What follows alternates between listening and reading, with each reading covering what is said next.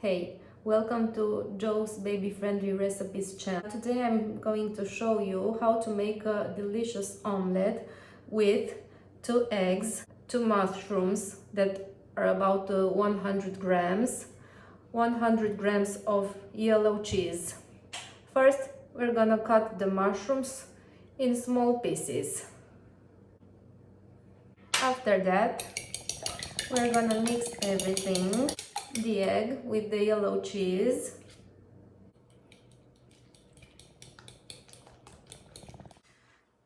and the mushrooms.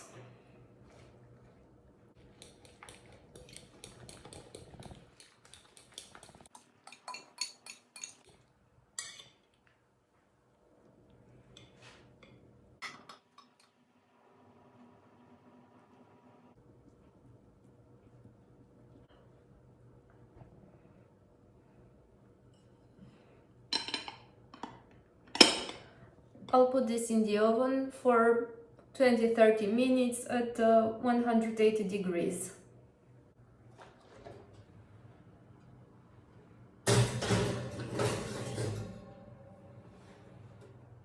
The omelette is done, so it's time for us to take it out of the oven.